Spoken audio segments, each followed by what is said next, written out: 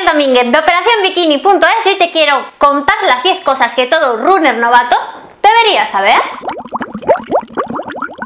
Para empezar a correr solo tienes que saber poner un pie delante del otro, pero hay ciertos términos con los que te vas a tener que familiarizar. Con esos términos, además de poder presumir delante de tus amigos, te van a ayudar a convertir en un runner de verdad.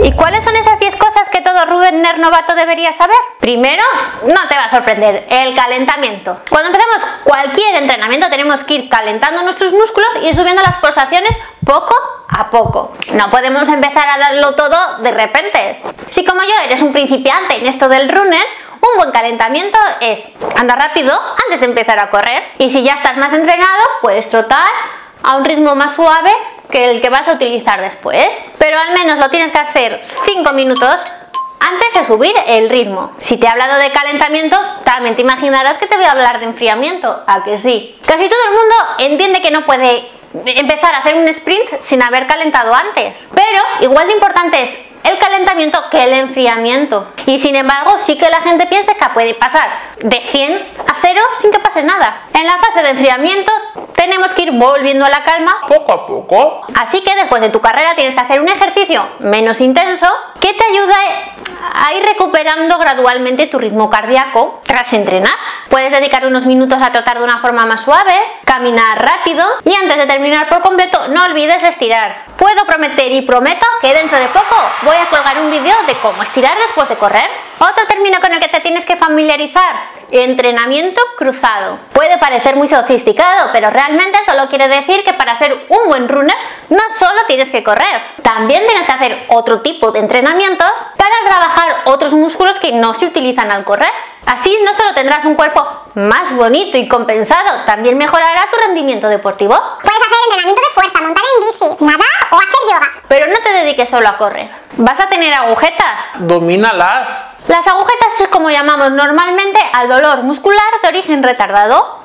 Aquí ya te he hablado de ellas y te he dicho cómo puedes llevarlas mejor. Si eres nuevo corriendo, seguro que las vas a notar. Así que si te quieres llevar mejor con ellas, no te pierdas el vídeo. Entrenamiento a intervalos. Al principio bastante tienes con trotar, pero una vez que te hayas habituado a correr, lo mejor es que lo hagas con entrenamientos de intervalos. Seguro que últimamente has oído hablar del HIIT o del FASTLEG, una palabra sueca que significa juego de velocidad. El HIIT o entrenamiento de intervalos es muy sencillo. Simplemente se trata de dividir tu carrera en periodos en los que alternas la velocidad. Por ejemplo, trotas durante 3 minutos y después durante 1 haces un sprint a la máxima velocidad que puedas. Correr intervalos es totalmente obligatorio si te quieres hacer un buen runner. Y también si te quieres deshacer de la grasa de más que no se quiere despedir de tu cuerpo. Yo aquí te planteo una rutina HIIT de running que seguro que te va a ayudar. Otra palabrita que tienes que aprender: splits negativos. Sí, ya sé que estoy diciendo cosas muy raras, pero ya verás que aunque suena complicado, no lo es tanto. Un split negativo no es otra cosa que correr la segunda parte de la carrera a un ritmo más rápido que lo has hecho en la primera. Tempo run, otra palabrita que tienes que aprender. A lo mejor dicho así, tempo run suena raro, pero si te digo que simplemente se trata de hacer carrera continua, la cosa cambia. La carrera continua es la mejor forma para ir poniéndonos en forma y coger resistencia y velocidad. Durante el tempo run o carrera continua, nuestras pulsaciones se deben mantener más o menos entre el 70 y el 85% de nuestra frecuencia cardíaca. Pronación. Seguro que esta palabra te suena aunque solo sea de los anuncios de zapatillas. ¿A qué has oído los términos pronador y supinador?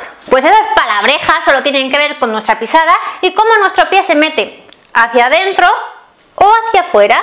A modo de resumen, te diré que los pronadores son los que tienen el pie más bien plano y los pies suelen girar hacia adentro. Pues si estás a pisada, corren así. Los supinadores, el caso opuesto, están más relacionados con los pies cabos y suelen correr con los pies hacia afuera, así.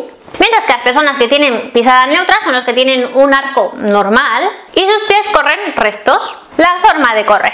La forma de correr adecuada ayuda a prevenir lesiones y te hace un mejor corredor. Ahora que estás empezando, preocúpate de llevar la espalda recta y ir con la mirada hacia el frente. Nada de ir mirando al suelo mientras corremos. Al frente. Y por último, el golpeo del pie. ¿Cómo aterrizan tus pies en el suelo? Con el talón con la puntera. ¿Cómo debe de ser el golpeo del pie mientras corremos? Es un tema con mucho debate. Unos dicen que lo mejor es aterrizar con el talón, pero cada vez son más los que defienden que lo mejor es aterrizar así, con la planta del pie, ya que supuestamente así se absorben mejor los golpes y disminuye la tensión sobre las articulaciones y los músculos. Pues ala, ya con estas cosas casi eres un experto runner. ¿Qué te parece? En el vídeo de hoy quiero saludar a Corredor 4, con ese nombre te tenía que saludar. A Guarro no es un insulto, es el nick que utiliza. Y a Danilax. ¡Hola, chicos! Espero que mi vídeo de hoy te haya gustado. Si te ha gustado, compártelo, porfa. Y si quieres que te salude en uno de mis próximos vídeos, pídemelo en los comentarios. Yo ya te estoy esperando en el próximo, no faltes.